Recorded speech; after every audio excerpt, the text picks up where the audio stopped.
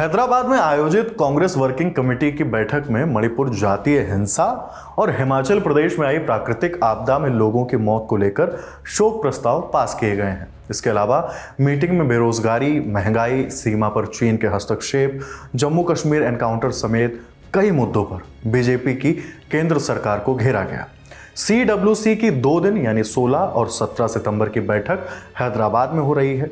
CWC ने मणिपुर की स्थिति पर दुख जताते हुए प्रस्ताव पास किया। इसमें बताया गया कि वहां आगजनी से संबंधित घटनाओं में 200 से ज्यादा लोगों की मौत हुई है, 500 से ज्यादा लोग घायल और करीब 60,000 लोग विस्थापित हुए हैं।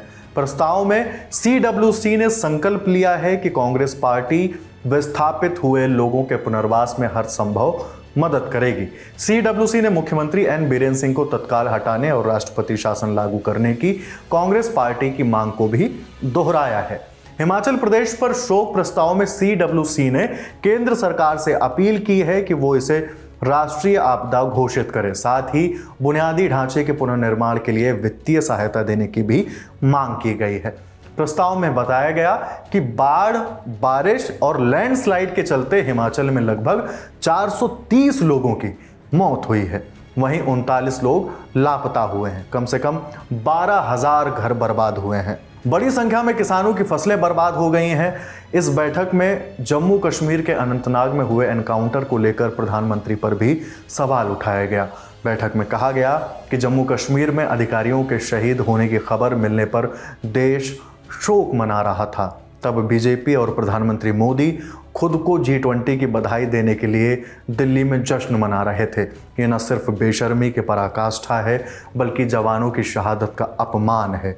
वहीं चीन के मुद्दे पर CWC मीटिंग में कहा गया कि बेहद अफसोस की बात है कि 19 जून 2020 को चीन को क्लीन चिट देकर और भारतीय क्षेत्र पर कब्जे की बात से इनकार कर प्रधानमंत्री ने देश को गुमराह किया। हम सरकार से चीन के साथ सीमा विवाद पर स्थिति साफ करने और भारतीय क्षेत्र की अखंडता सुनिश्चित करने के लिए मजबूत रुख अपनाने का आह्वान करते हैं।